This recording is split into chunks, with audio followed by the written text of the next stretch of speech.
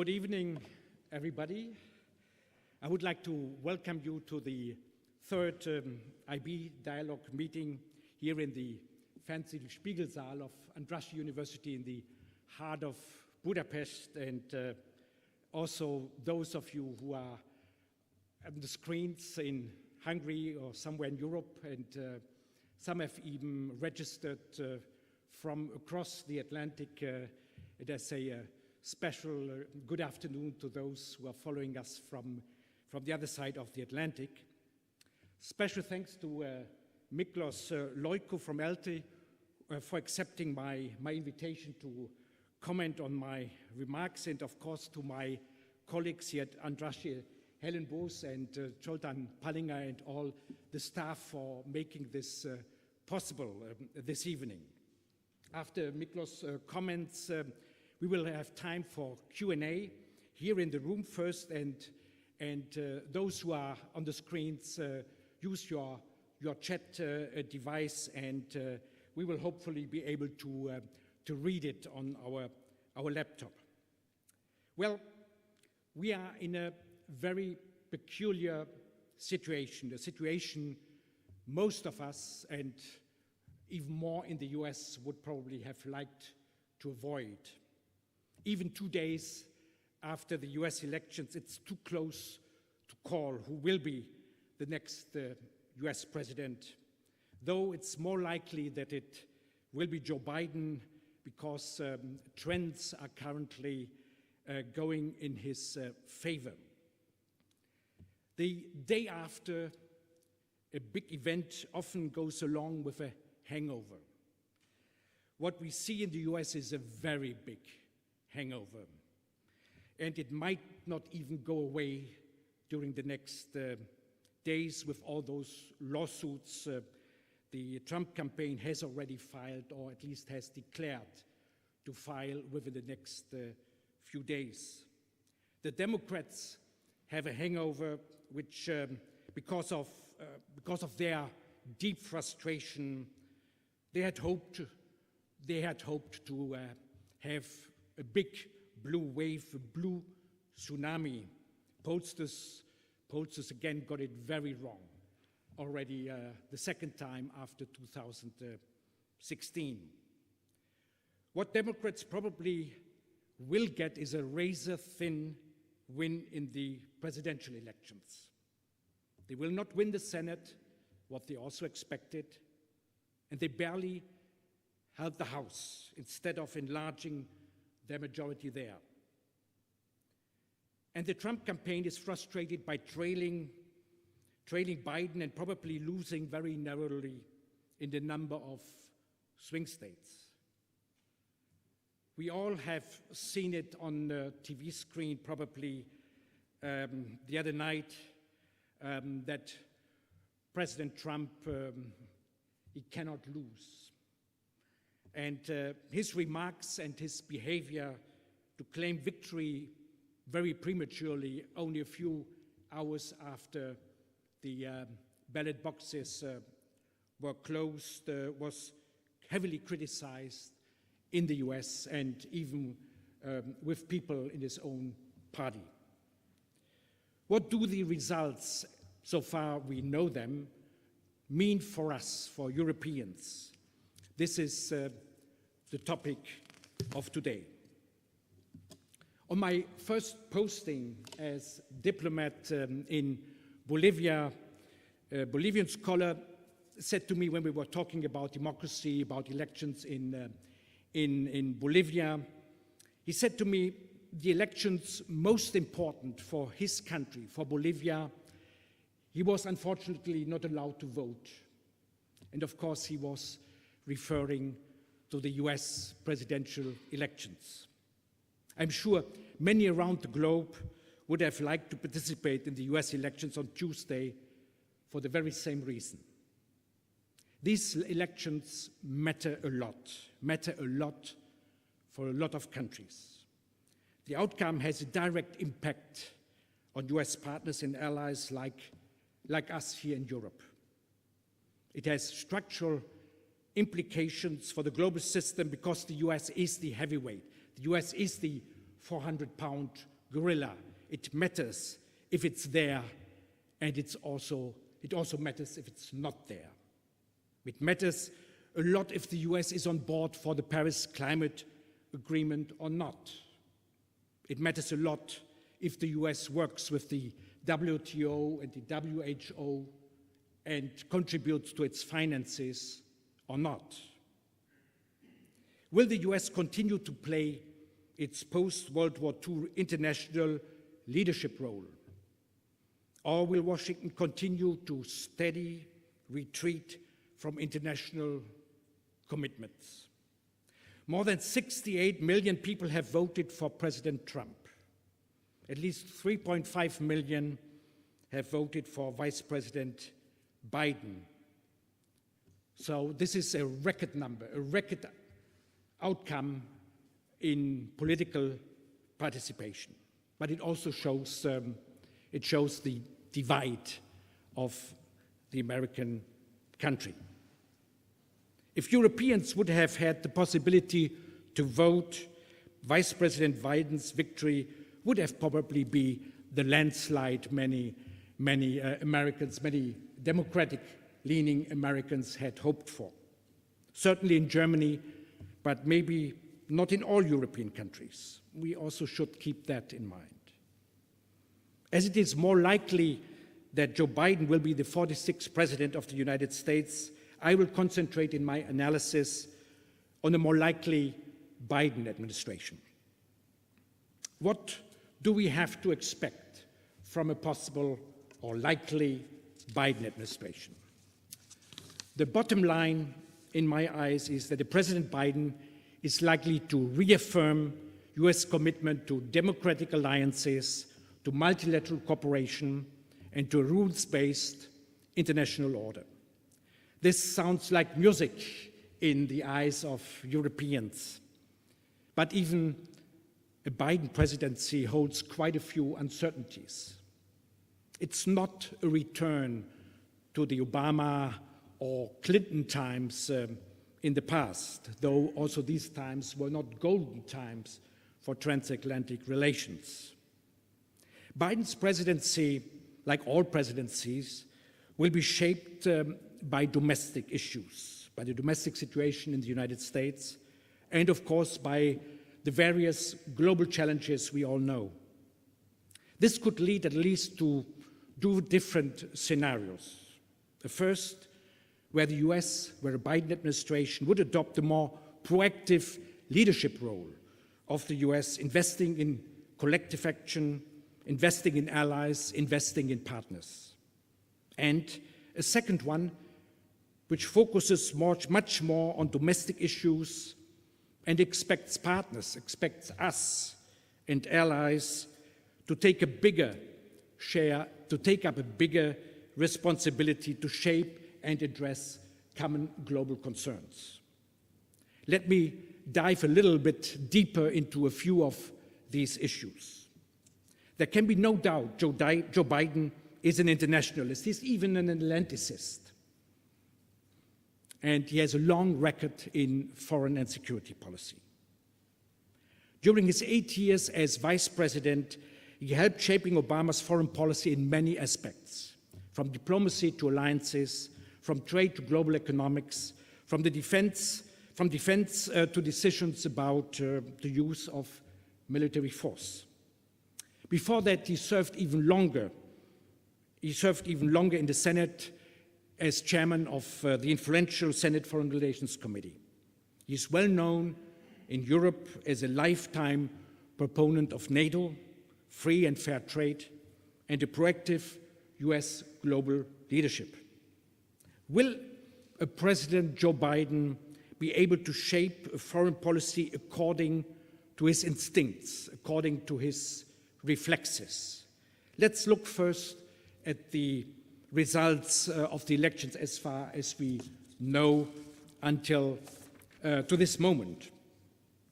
His win, if he wins in the Electoral College, will be razor thin.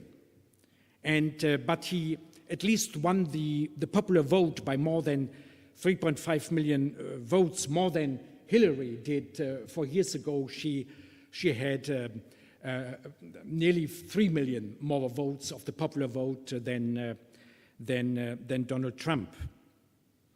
And he will have a record number of votes in total, so more than Obama received and more than any other US president has ever received because of the high voter turnout, but also because of the demographic development in the US. The US is growing, is demographically growing, other than us in Europe. But there is another but. He will not have the possibility to work with a democratic Senate, a democratic majority in the Senate, what he had hoped for. So he has to deal with a divided Congress. So unlike President Obama, Biden will not have a supermajority, which Obama at least enjoyed during his first 2 years until the midterm elections. And Congress is very polarized, is at least as much polarized as the entire US society and political landscape. It will be difficult under these circumstances to build bipartisan consensus around many foreign policy issues. We should remember that even Obama, who started with such a supermajority, didn't get anything through Congress, which was a big disappointment, particularly for us here in Europe. This means that President Biden will have to invest quite a bit of time and quite a bit of political clout in the relations with Congress, in particular with the Senate. As a longtime fellow senator, I'm optimistic that he will at least not do worse than Obama. He, of course, can work with executive orders like Obama did, like Trump did, and most likely he will do so, particularly on the climate issue, because this is terribly difficult to get climate issues through the Senate. President Biden also would have to pay more attention to his party, more than President Trump had to do during his presidency. A very broad coalition from socialists like Bernie Sanders and Elizabeth Warren to Wall Street and high-tech big shots and multi-billionaires like Michael Bloomberg got Biden elected, if he is elected. The progressive wing of the Democratic Party is skeptical of US engagement abroad, including military commitments and the benefits of trade and globalization. Of course, the guys of Wall Street and big business are on the other side. They are, in their majority, free traders. The Democratic foreign engagement skeptics, together with many Trump voters sharing the same feelings, could push President Biden to focus much more on domestic issues than he might have intended. The domestic challenges are without any doubt immense. From the pandemic to race to the economic inequalities. He has declared to reach out to the other side of the political fence. He has declared to invest in overcoming the divide of the country.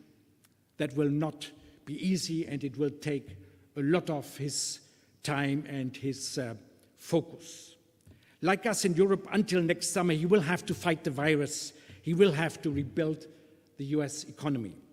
At the same time, he wants from day one on starting to rebuild US alliances around the globe. At least that's what he said during an article he published recently in Foreign Affairs. He has promised to re-engage European allies and partners and seek closer cooperation with them. He is on the record viewing NATO as, I quote him, the most important alliance in the history of the world, quote ending. On several key issues, he would seek to align more closely with European policy priorities. Re-entering the Paris Climate Accords, the US has left yesterday, the 4th of November, and probably also the Iran nuclear deal, two policy issues very important for us Europeans. But we should not expect that he will not continue to push for burden sharing, to push for greater allies' commitment on defense spending, the famous 2.2% goal we all NATO members have committed to. The rhetoric will be, of course, more friendly. What is not unimportant, as we say in German, der Ton macht die Musik. It's the tone which makes music. Given the situation at home, it is open if Biden will take action to significantly strengthen NATO and America's defense posture in Europe. He could at least partly maintain Trump's troop redeployment out of Germany, and he might even look at other withdrawals as part of an effort to appease those on the left wing of his party who are opposed to an extended military deployment overseas. Another important issue, of course, for us Europeans is trade. The EU in general and Germany in particular are much more dependent on exports, on global trade, than the US is with its immense domestic market and with its resources, energy, and agriculture, and many other issues. Germany was often singled out and harshly criticized by President Trump for its trade surplus with the US, and we all know it's a structural surplus, so the surplus will be around for quite some time. Yes, Joe Biden is a free trader. He is on record to be a free trader. He has been a long-time proponent of free trade agreements. During his time as vice president, he led the Obama administration's effort to create TPP, the Trans-Pacific Partnership. He has declared to join the follow-on accord, the CPTPP, the Comprehensive and Progressive Agreement on Trans-Pacific Partnership. There is some hope that he could also revive TTIP, more important for us in Europe, the Transatlantic Trade and Investment Partnership. President Trump had never an interest in TTIP. Of course, we also had our problems in Europe. There were demonstrations in the streets in Germany and other European capitals against the free trade agreement with the US. Instead of continuing the ongoing negotiations about TTIP, Trump, as we all know, imposed tariffs on steel and aluminium and later on other products, and threatened even with imposing tariffs on cars. And that would have been the super-GAU, particularly for German car manufacturers who are very important, who are very dependent on the US export markets, particularly in that situation 2-3 years ago with the diesel scandal and also the fact of being latecomers to the e-mobility market. A Biden administration would likely face pressure from the progressive wing of his party in Congress to avoid or expanding free trade agreements. He most likely will be pushed to protect domestic manufacturing jobs. So more or less the same way as Donald Trump. We hope in Europe that he does not give in and imposes tariffs on European exports to shield US industries from the downside consequences of globalization. We can expect that Biden administration will not continue blocking the functioning of the WTO, the World Trade Organization.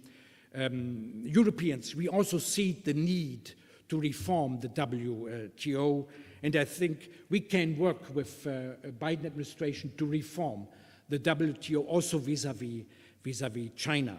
So that brings me to China, another big topic in transatlantic relations. Great power competition, as we all know, is back on the global agenda after the unipolar moment of the US of the immediate years after the end of the Cold War, after the collapse of the Soviet Union ended. The de facto hegemony of the US, well, it ended because the economic rise of China translated also into a political rise. So it's clear that the political situation of a country is very much dependent on its economic base. And as the economic base of China is growing, so its political clout is growing. That should be no surprise. There is a bipartisan consensus in the US that great power competition with China is among the foremost challenges facing the US and facing US allies, meaning also us, of course. There is a bipartisan consensus that the US needs a more competitive approach to China. Biden has expressed concerns about the threat China is posing in many areas, in many fields, in many aspects, economics, politics, but also security. But his approach will most likely be different from Trump's policies. Biden will most likely seek to work more closely with us, with allies, to develop a coordinated approach to deal with China. This will be particularly a challenge for Germany because of Germany's deep economic engagement in China. It will be also a challenge for Central and Eastern European countries, as also these countries have developed their own special relationship with China as members of the 16+1 or the 70+1 as it is called now. By the way, this group was founded here in Budapest in 2012. A Biden administration will also most likely take a firmer and much consistent line against Chinese violations of human rights in Xinjiang, in Tibet, and also in Hong Kong. This would, on this he would also ask our European support. But even as it competes with China, the Biden administration will most likely seek areas of engagement and cooperation with China as well in fields like fighting the current pandemic, climate change, and also nuclear proliferation. Of course, North Korea is a next-door neighbor of China. It was the Obama administration who tried to make China a stakeholder in the international system. Well, this policy was not very successful, and the Biden administration doesn't have any illusions about China, and also the illusions we had here in Europe have disappeared somewhat. But a Biden administration would be more forthcoming to offer China a greater voice in multilateral institutions and might even take a new look at the AIIB, the Asian Infrastructure Investment Bank. As you might know, a couple of European countries, including Germany, we have joined the AIIB. The US has not, Japan has not. Europeans are, of course, at least as much interested in the new administration's line on Russia. During the campaign, Biden has called for more stringent measures to deter Russia from meddling in American and European affairs, particularly in election affairs. Particularly East Europeans, Poles and Balts will applaud Biden's reaffirmation of US commitments to NATO as a deterrent against Russia. Biden might even consider strengthening US sanctions on Russia because of Crimea and eastern Ukraine.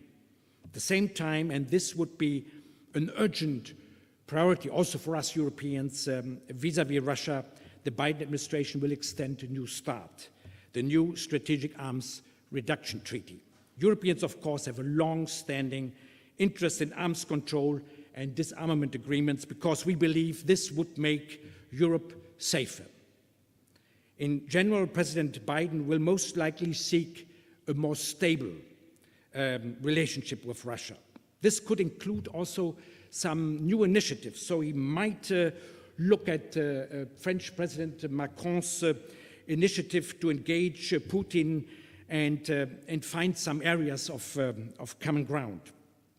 Let me conclude by saying that the outcome of Tuesday's elections will shape, without any doubt, the future of the global order. We can expect a strong personal desire of President Biden to restore the US to a more traditional foreign policy posture. He will reach out to Europeans and other allies and partners to promote shared values, multilateral engagement, and a common approach to dealing with China and Russia. The Biden administration may also be open to new ideas for strengthening defense and technology cooperation with Europe and other leading democracies. There's also some potential under a Biden administration for a new trade framework that could incorporate some elements of the failed TTIP negotiations, but at the same time provide stronger protection for workers at home and for the environment. But of course, as any partnership, it has two sides. Europeans have to reach out to the new administration with proposals of their own, of our own, on climate, on trade, on dealing with China, on dealing with Russia. They would be heard. I'm sure they would be heard by a Biden administration, particularly at this time.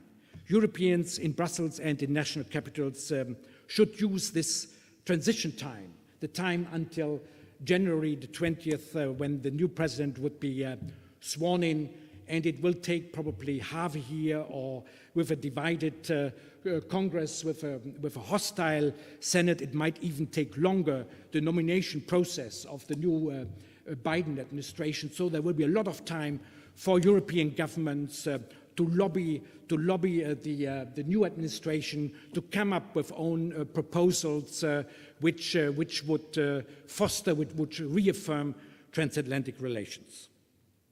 Well, a few words also on the still possible second term of Donald Trump.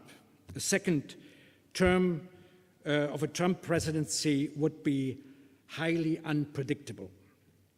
And winning a second term would most likely embolden President Trump, though his victory would be a very thin one, like the victory of Biden, and he would be even further behind the popular vote vis-à-vis Biden than he was vis-à-vis Hillary Clinton 4 years ago.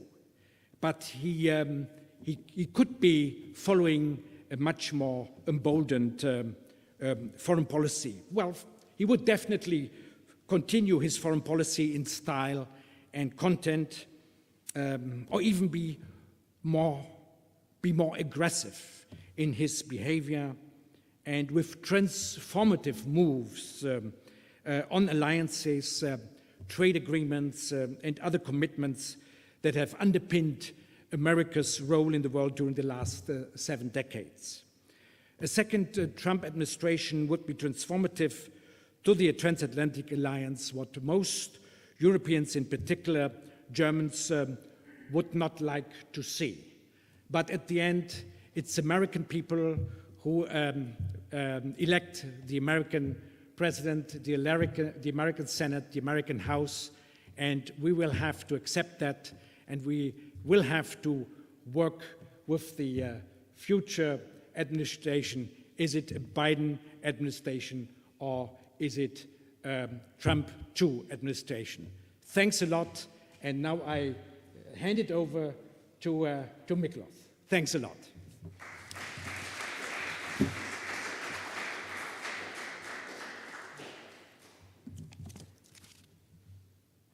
Is it live? Yes, it is. Thank you very much. I'm very pleased to be invited back to Andrassy, where I did a few, participated in a few events in the past. And I'm particularly glad to be able to express my views as commentator on Professor Kreft's wide-ranging coverage of the possibilities. A commentator is very likely to be, is expected to be a troublemaker, perhaps, the other side of the coin. So I intended to be provocative here, intentionally, not yeah. One little provocative counterfactual fantasy is what would happen to the second greatest power, economic power in the world, that is the Federal Republic of Germany, if they adopted the electoral college system for the federal lender. In other words, the popular vote wouldn't matter, but particular numbers of electors would be allocated to Bavaria, Brandenburg, Hessen, and so on. I think that would create internal divisions, tensions. It would reawaken long dead rivalries, Catholic, Protestant, Prussian, and so on, which were buried after the Second World War. So I think the American system, being ancient compared to European systems that have either evolved like the British system, being kind of flexible, in other words, non-existent, and the Europeans who had undergone revolutions, wars, which modernized this. So what we see in the United States today is the result of an 18th century constitution that will not be, I mean, it has been amended, but I don't think the electoral college system has, in 2 states, in Maine and in Nebraska, has undergone some adjustment with the district votes. In other words, not every college vote goes to the kind of first past the post. So that's a counterfactual, that even a stable country like Germany could be highly disturbed by a switchback to an 18th century system. So what we see in America today is partly because of the system itself, I suppose.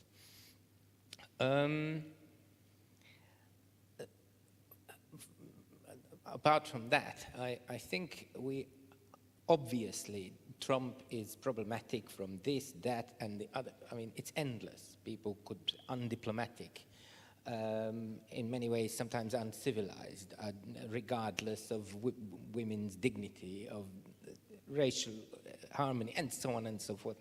Nobody needs to hear that. At the same time, I think we have attributed to him things that perhaps he didn't start. I believe that the American spectacular withdrawal from European commitments is not necessarily Trump. When before President Obama's 8-year presidency, he had promised a European love-in. People compared him, I'm not sure why, with FDR, with JFK, with John Kennedy, who made that wonderful speech in Berlin, slightly ungrammatical, but you know. And Obama did go to Berlin and did do a kind of theatrical reenactment, but nothing after that. So he did dance with Angela Merkel for 2 tunes and so on, but I think Obama declared in his own words, a pivot to Asia. And that is not because I think that was not because of emotions, that was cool calculation on the part of the United States. Not only economic shifts and perhaps military realignments and you know, the sheer military budget of the People's Republic of China and the need to reassure allies in the face of that and so on. But also, I think there is a kind of demographic change in the United States. We easily think of the United States as the child of Europe, as the new world compared to the old world, this kind of dichotomy. That for a long time had been mirrored in family relations, people being able to trace down their ancestors fairly easily, large German community in Texas and in the old days in Pennsylvania. Now, where is that? It's practically nowhere. It's in the books, it's in the family trees, but not alive anymore. Whereas the number of Asian immigrants who settled very successfully in the United States and got into prominent positions, Indians, I think, more than anyone else, but Chinese as well, and Koreans. I mean, there are now little Koreas in the northwest coast, in Oregon and places like that. I think that also binds a presidency and the foreign policy, that you have human interests, you have business ties, you have direct investment, you have reinvestment, you have co-produced items and markets that have shifted. This pivot was not necessarily made by Obama, it was an adjustment. So I think President Biden, of course, will again return to a kind of kindness and lip service to Europe, because that is the right thing to do. But his hands are tied in terms of what America needs in focus and attention. And the China relationship and the Southeast Asia relationship and the trade, whatever he does about that, whether he's confrontational or friendly, it needs attention. Even if he restores the confidence in NATO, which will be in his speeches, in his visits, and so on, I think that kind of transatlantic relationship that we remember, especially from our young years, 30 years ago, I don't think it's possible for that to return, quite honestly. A lot of attention was paid under Trump with the Russia thing. I think that is a huge waste of time. Even if Trump said the same thing, we can. It's not a crime to repeat that, because that's not because in a way, together with his other foreign policy targets and foci and so on, it was unpredictable, unsystematic, and undelivered. Whereas Democrats, Hillary Clinton and Obama and so on, they had a pretty distinct Russia policy, which is better than not having one, I suppose, because predictability in itself is good. But it may not be to the taste of European leaders, I suppose, because it is in the interest of Europe at all times to be in not necessarily a forced compromise, but in some kind of compromise relationship, a good relationship with Russia. It's a foolish thing, whatever the content of Russia. I mean, it may not be a democracy in the way we expect it to be. It may be up to no good in plotting assassinations in European countries and so on. But to antagonize Russia in all contexts, I think is just stupid. It's not good for you.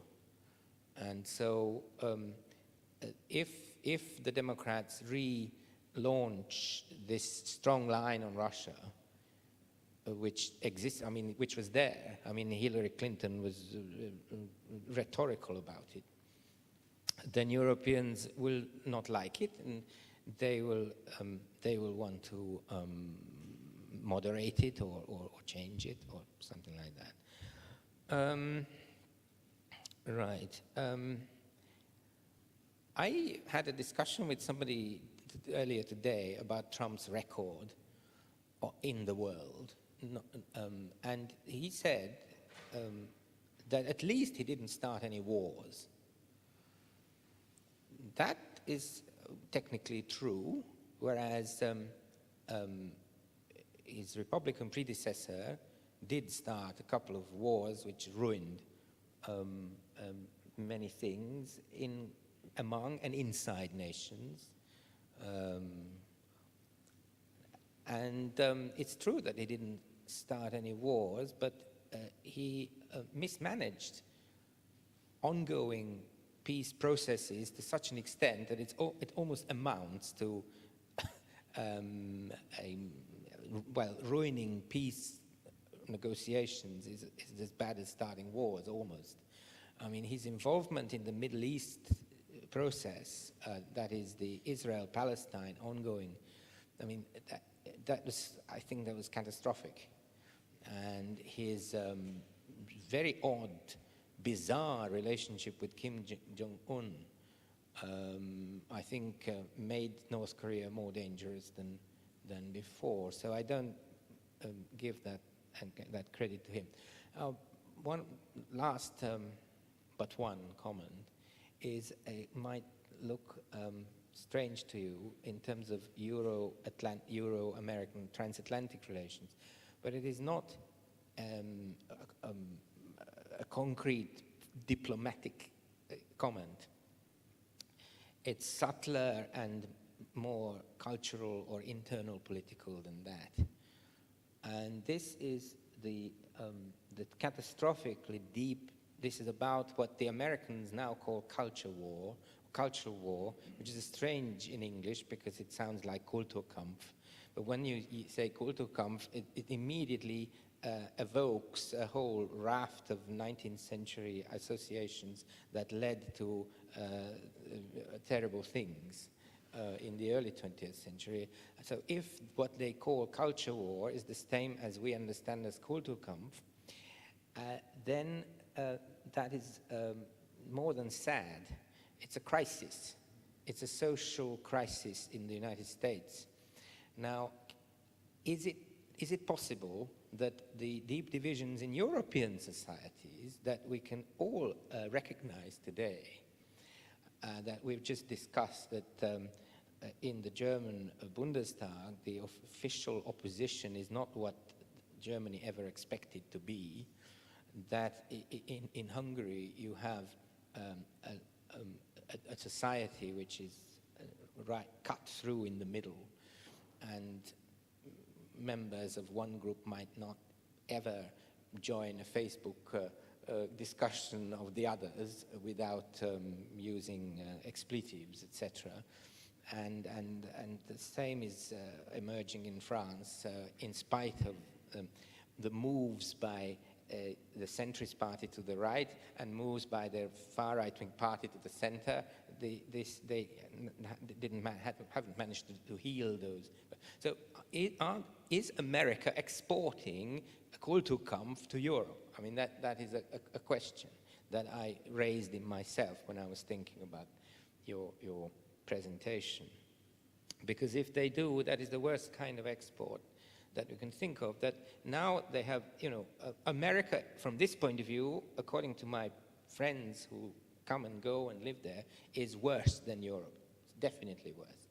At the end of the day, two Hungarians voting for opposite ends of the spectrum will be able to talk to each other if necessary. Whereas in the United States, I'm not so sure that they will find any kind of common denominator.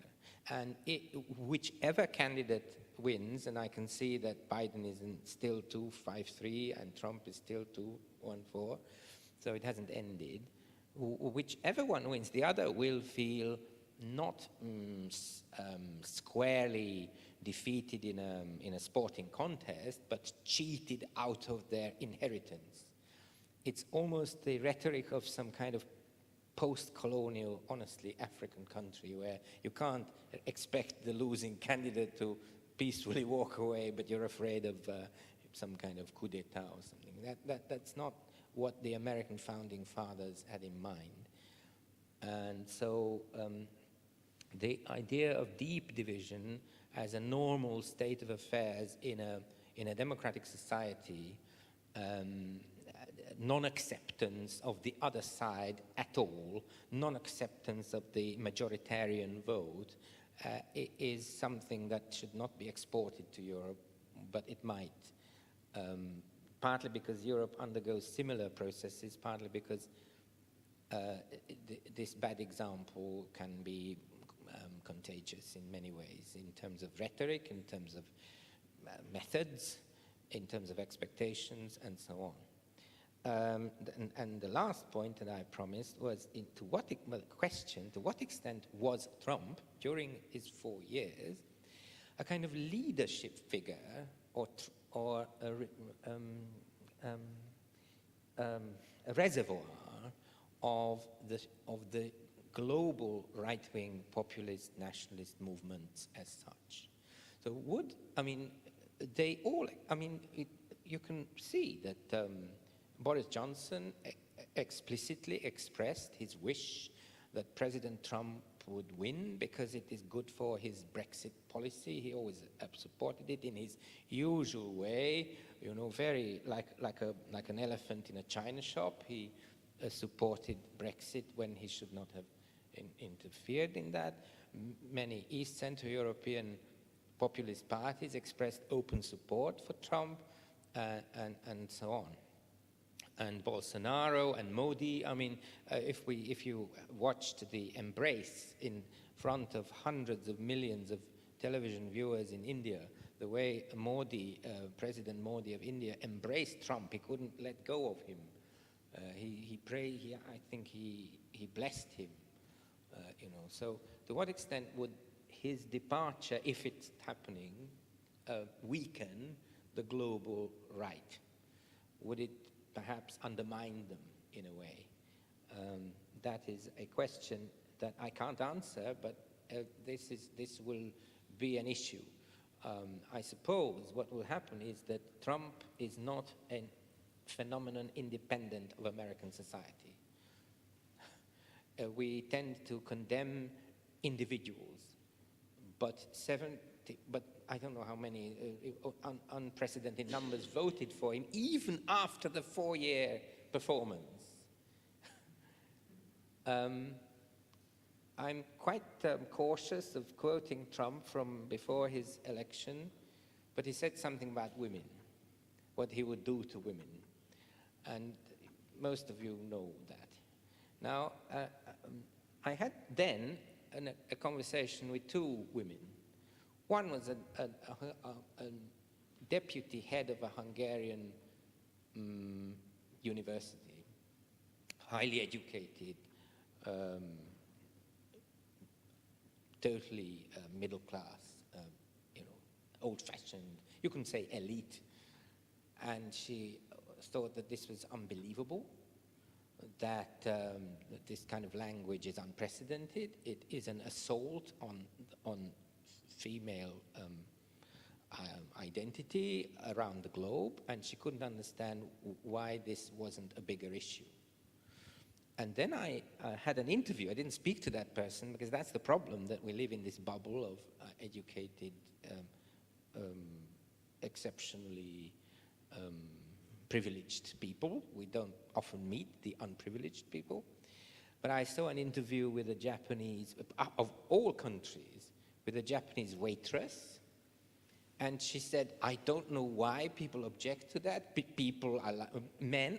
No, she said, boys will be boys.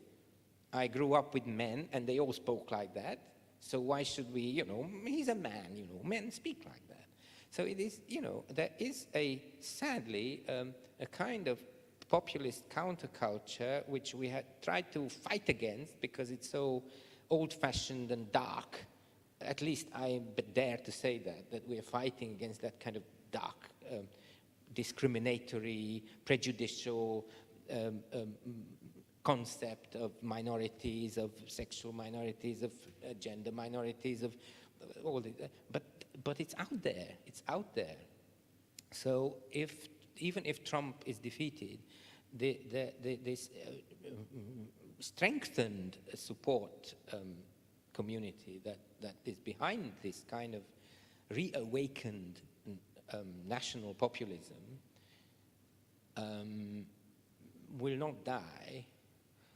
And so I think it might be the opposite of what I just said at the beginning of my last point, is that with Trump being there, being as awful as he was, but being unpredictable and uneven as he wasn't a terribly good leader of this global right.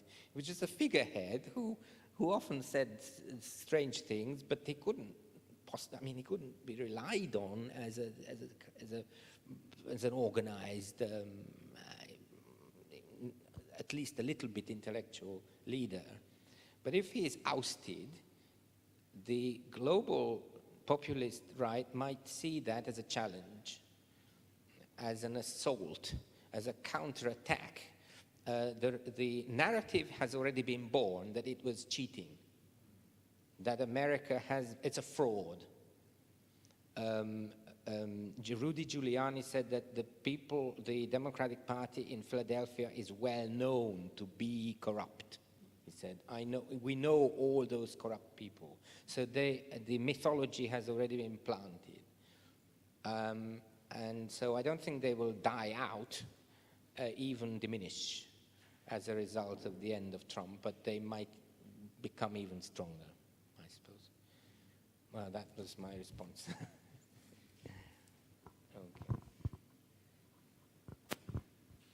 Let me respond to one point you made before we open it up to the floor here. Yes, Trump has inspired many people, right-wing people around the globe. Though I do not think that he looked for such a leadership role.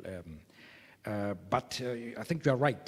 De facto, he had this role, and of course, he established close relationships with Boris Johnson and encouraged him to leave the European Union because he sees the European Union as an economic adversary.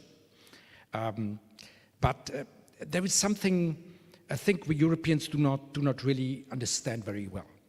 That you mentioned rightly that he has even received more votes this time than 4 years ago, and most people didn't believe that he could extend his voting base, and he even was able to appeal to groups nobody expected he would be able. So he was able to get more African American votes in Florida, and he was very successful with Hispanic votes in Florida. So groups which people thought would be firmly in the Democratic camp. I do not think, even if he loses, that Trump will go away.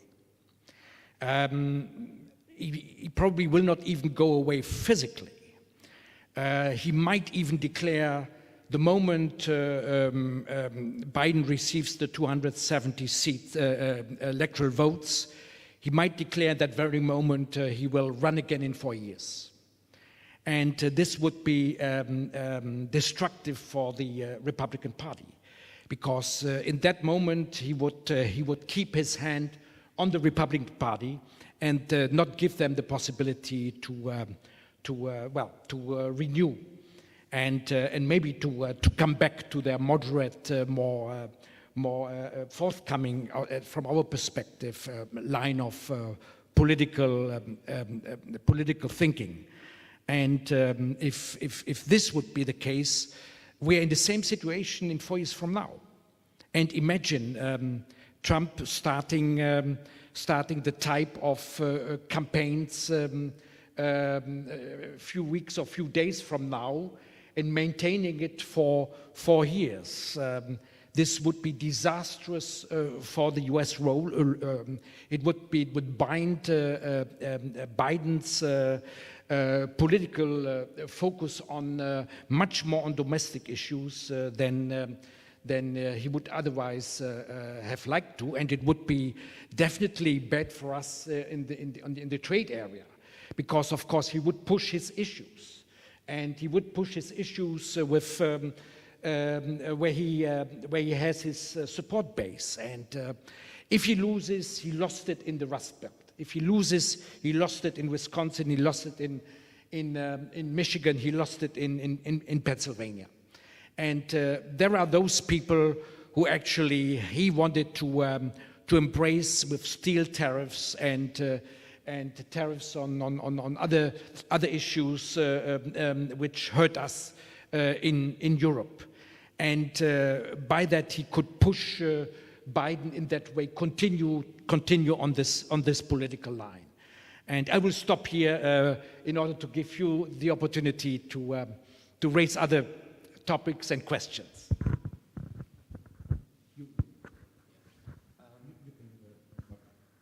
Yes, please. Do you have the microphone? Yes, please.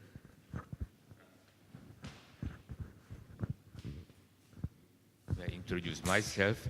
My name is Gabor Hamza. I'm professor of law at Budapest at the Eötvös Loránd University in Budapest. My question relates to the future of the foreign policy of the United States, no matter Joe Biden or Trump will win the elections. And the question is as follows. What will be the future, what is the perspective of the relationship between the United States of America and the Commonwealth of Independent States, also сотрудничество независимых государств, Gemeinschaft der unabhängigen Staaten. What we are now witnessing is the attempt on the side of Mr. Putin to strengthen the availing himself of various methods, ideological and political ones, at the same time strengthening the Commonwealth of Independent States. Thank you. Well, I think there will be, at least with the Biden administration, a more proactive policy vis-à-vis the Southern Caucasus states and vis-à-vis Central Asian states. And particularly the states in Central Asia have been looking for alternatives to Russia and to China. And they were looking quite a bit towards us in Europe, and well, we tried to deliver something with the Central Asian strategy of the European Union, which was coined after the Central Asian strategy of the German Foreign Ministry. But of course, there was not sufficient beef to the bones, and this came much more from or were expected from the U.S. And Trump didn't really care about Central Asia and even the Southern Caucasus. Among democratic institutions, there were very close relations with Georgia, for example. I remember particularly the Rand Corporation. They established people from Rand established close relations with Saakashvili and Georgia. This disappeared. This disappeared with Saakashvili. Disappeared with the democratic governments in the U.S. Under Trump, I wouldn't expect any new interest in this region. Yes, they have tried to mediate between Armenia and Azerbaijan, failed like Russia failed, like others failed. But I do not think that there was really backing from the White House behind this. This was Pompeo, this was State Department, this was something, yeah, the Americans had to do, but without presidential push, there was not sufficient energy in that. And with Biden, this could change. It particularly would change, I think, in Central Asia, giving Central Asians an alternative. It's not easy because the Americans are far away, Europeans are far away, China is next door, China is booming, China with its OBOR, with its One Belt, One Road initiative has something to offer to the Central Asian countries, also to Southern Caucasus countries much more than we can, but we at least can do something, not to allow that they fall into total dependency to China, and if they want an alternative to China, that the only alternative with some beef at the bones would be Russia. So yes, there is the possibility of changes if we get a Biden administration. Do so. I like that expression, the elephant in the room. And perhaps in this question, the elephant, but the unmentioned big issue is Ukraine. Ukraine is now firmly tied into the European Union sphere of interest. It's a swear word, it shouldn't be used anymore, but that is, in black and white, that's what it is. Europe has invested billions of euros into securing the Western Ukraine as a pro-European, more and more democratic, transparent, less and less corrupt regime. I don't think Ukrainians will ever accept the current peace line as their final borders. That would be some kind of solution, but it's not, I don't see that happening. And Russia is likely to be addressed on that issue on every forum. Macron is trying a line which kind of bridges this, squaring the circle. That is very clever and brave, but I don't see, I mean, in one way or another, Biden has to engage with Ukraine. That's all I'm trying to say. And how he will manage, he will have to. That's my comment on this. Yes, please, you were next. Yeah.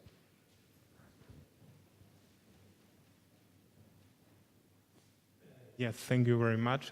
My name is Benjamin Köster. I'm studying here at Andrássy University. Actually, now I have two questions because you touched upon this subject of Ukraine, which is an interesting topic for me, and also maybe just a short question about that. I think Trump, when he was elected, was on the path to really have close relations with Russia, and then came this discussion about the meddling of Russia in the elections, and he stepped away a bit. Do you think that Biden could have a similar experience because of this discussion about his son's involvement in business in Ukraine, that might somehow constrain how much he can engage in this question? That's my first question. And the other one is about what this election says about the state of democracy and in the US, because I think basically when we analyze it, we put it in a perspective that is quite old, like a left-right divide, Republicans, Democrats. If we look at the results, it's a really narrow outcome between Democrats and Republicans. But if you look at the American society today, for example, as analyzed by Fukuyama in his last book, Identity, it's much more fragmented. It's not that easy. You cannot put it into groups. And if I put myself in the position of maybe a black African-American voter, what I saw in the last elections was I could vote for Trump, who was anti-establishment, or I could vote for Hillary Clinton, who was a woman, but as establishment as it gets, basically. And if we look now at the decision of the American voter, we have two more or less old men, white men, who of course have different political positions, but they are not that different. I mean, they even look a bit similar. And so if I'm a person who says I want somebody who is not establishment, I would maybe wish for somebody completely different, like, for example, this young Ocasio-Cortez, who is of immigrant background and has completely different political ideas. So maybe this question would be this political system as it is still representing US society, and is that maybe a problem? Do we need something completely different? Yes, that's it.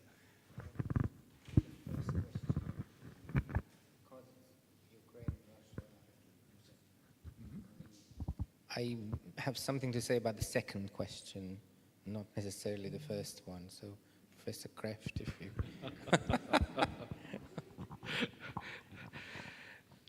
Well,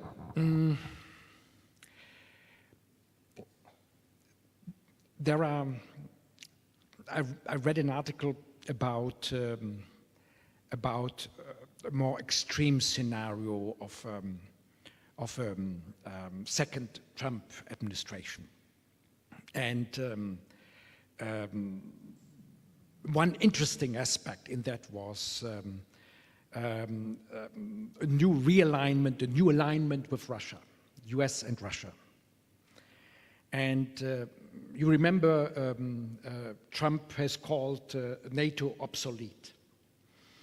And in that scenario, the authors think that, Trump in a second term, they call it Trump unleashed, could go as far as leaving NATO. And this would destroy NATO, definitely.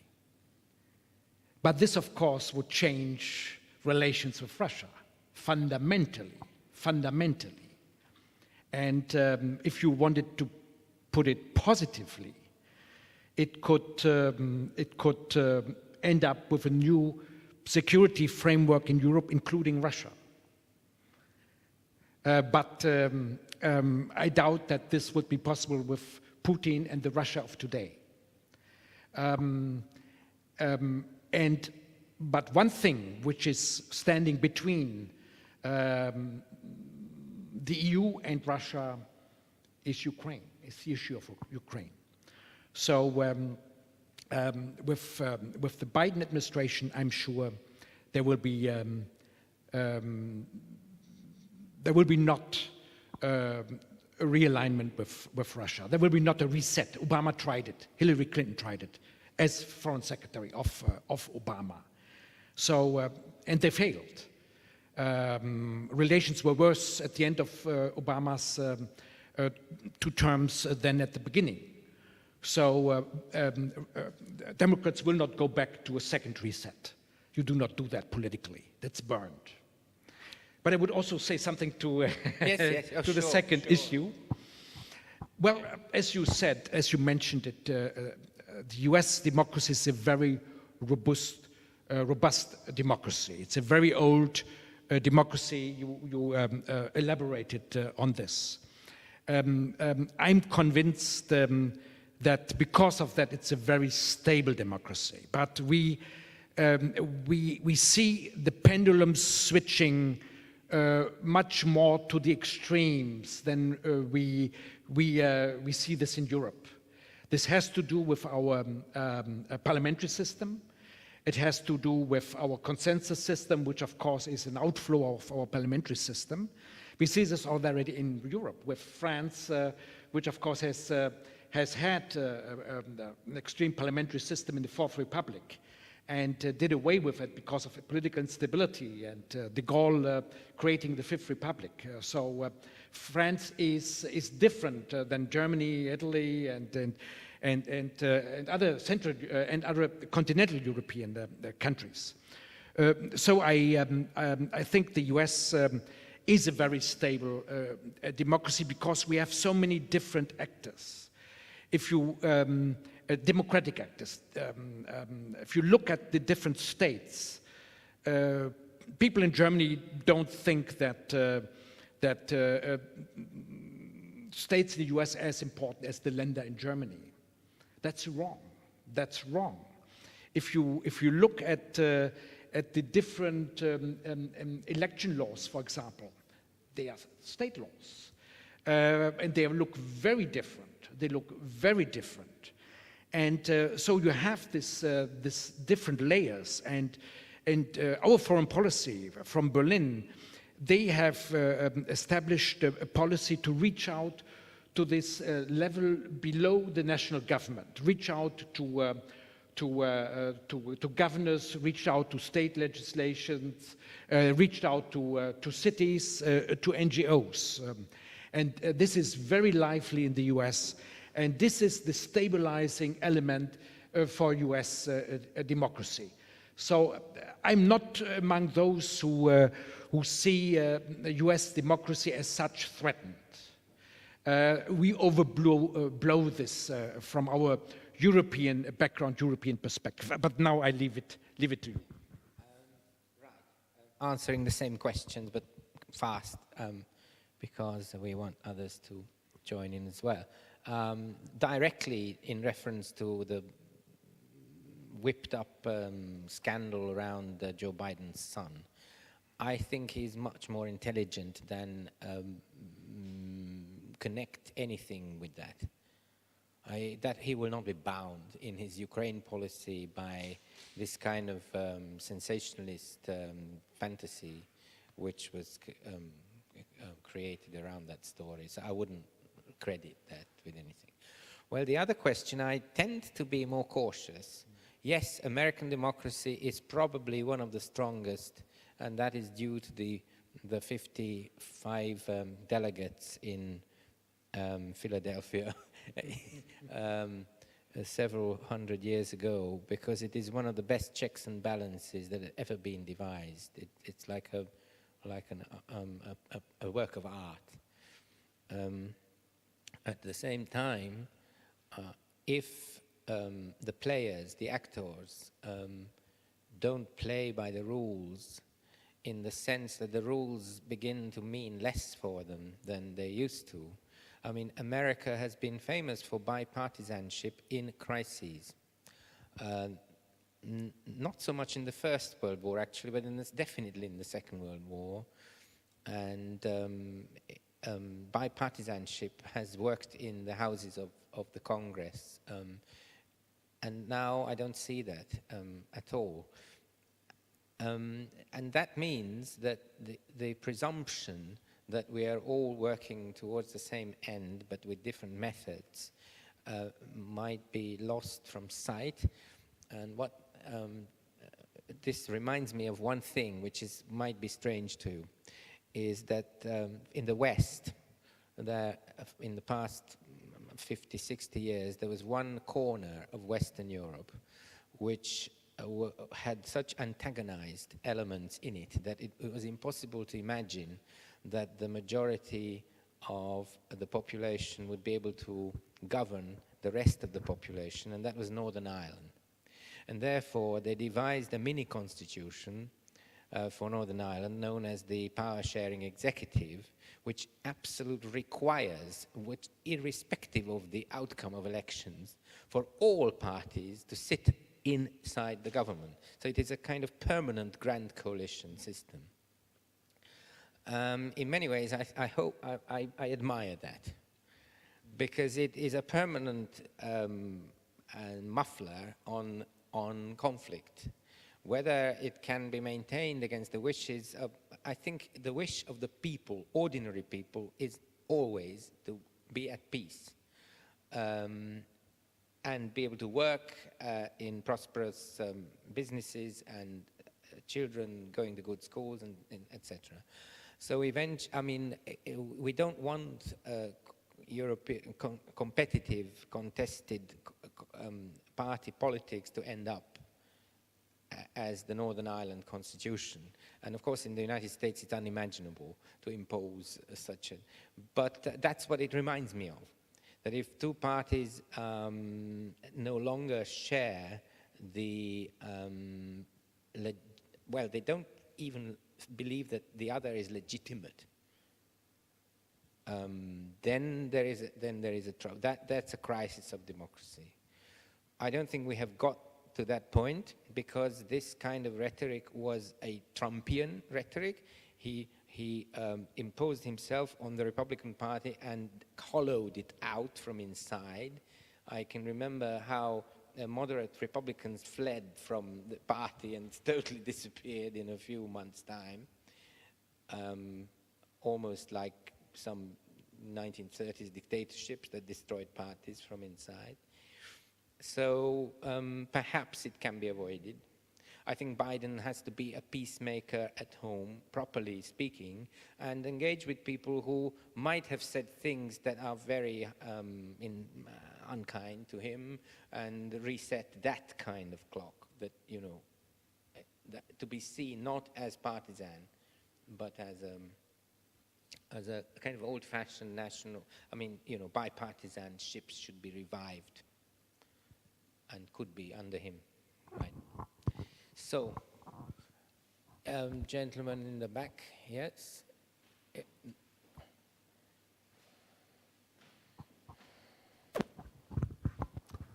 Good afternoon. My name is Christopher Walsh from Corvinus University. I would like to tip on a topic. I hope you can comment on religion and politics. And in one or two comments, I would just briefly tip on the international component concerning the Trump presidency. Well, there is a nearly feudalistic approach of the Trump presidency with the son-in-law, Jared Kushner, and let's say siding with the Israeli side on the long-standing conflict in the Middle East. Whether we expect what kind of changes with the future Biden presidency, but also certainly the religion politics issue is more a domestic issue. I may also tip on another component. How come that rather Catholic voters in the south of the United States rather side with Trump, and whether perhaps the believing Joe Biden a Catholic, whether this has some sort of repercussions on the relations between the United States and Central America, Latin America, South America.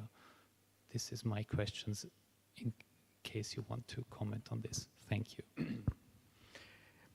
Yes, religion always plays a much bigger role in the US than in Europe. But it has also changed. JFK was the first Catholic to be elected president, and it was a question at the time if a Catholic could be president of the United States, because a Catholic, the thinking of the people, or many people, would have to look at the Vatican, at the Pope. So how could the American president be independent as a Catholic who had to obey to Rome? Well, this didn't play a role at all with Joe Biden this time.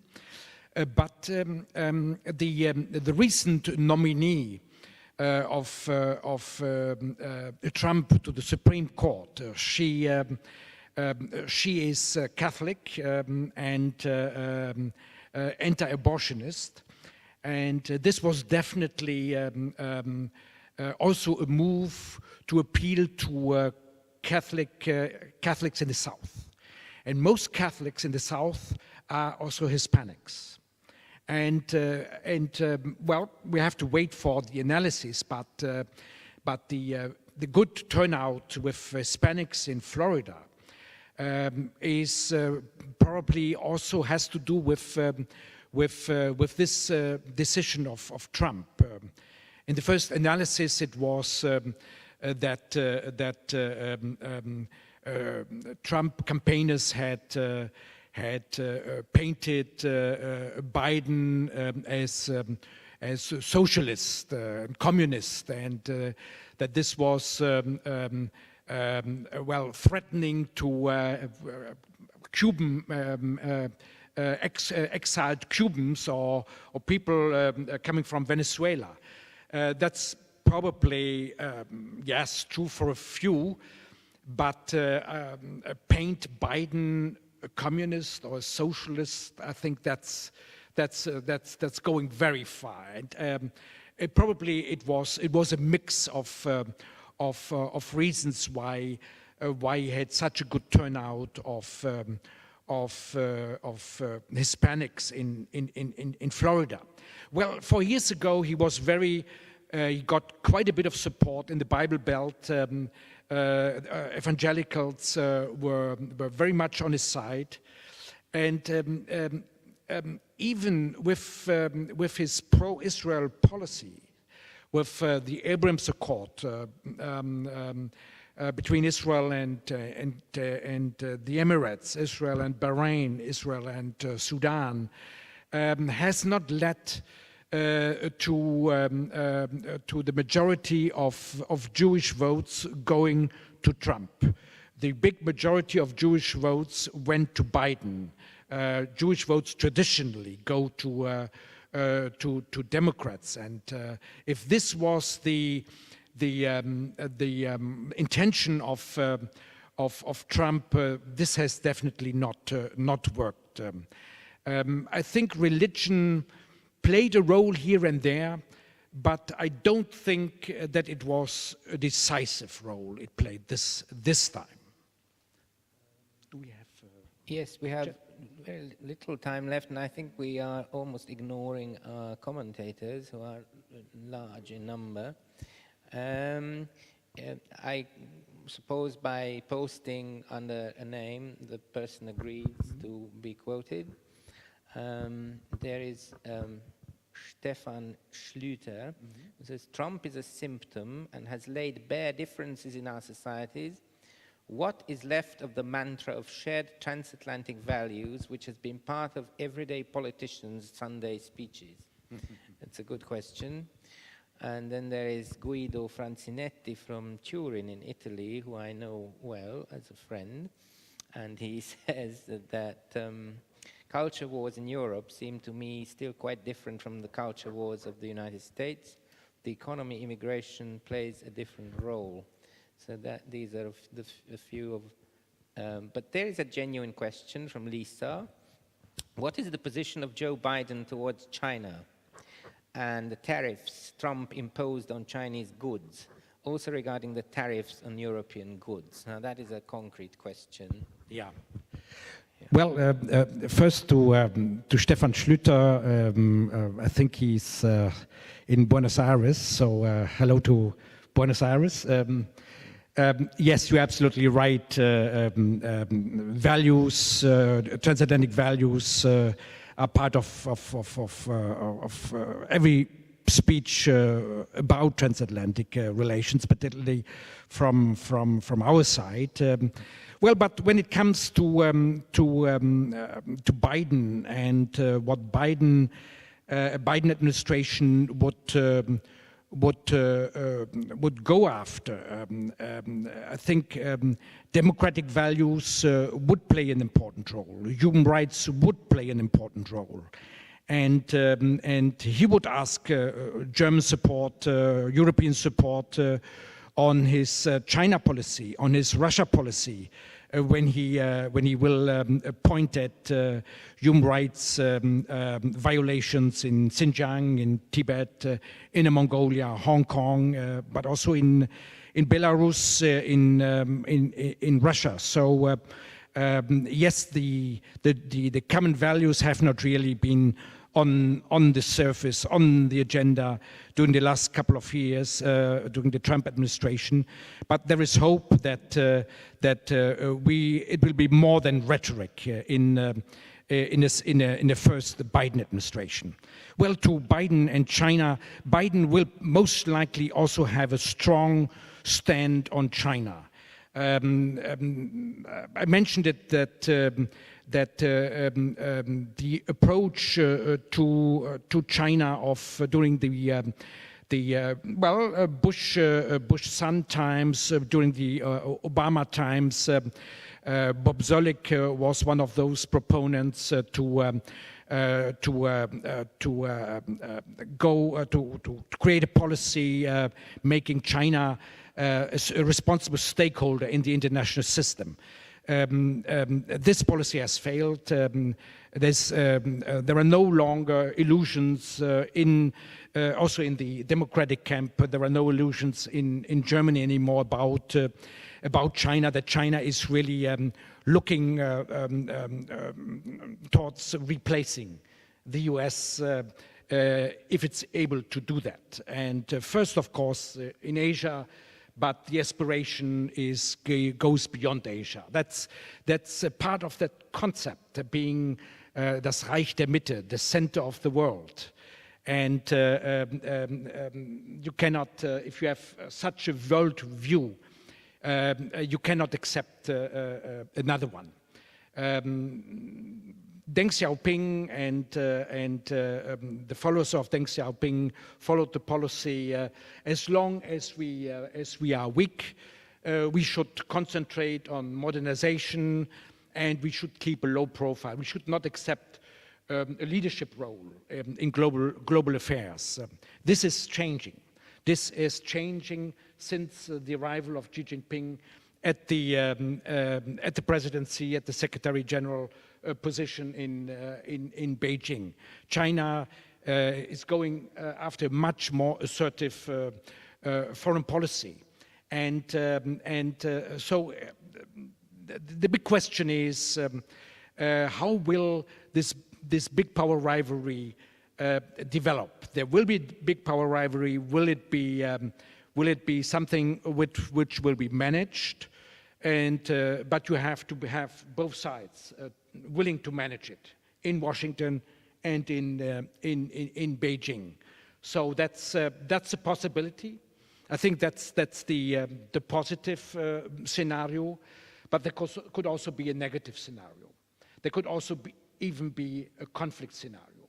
And the most likely stumbling block could be Taiwan. But I stop here because this would be otherwise a never-ending story. I will play my role of devil's advocate in connection with the China question. A longer time ago than the age of most of people in the audience, I studied Chinese at Budapest University.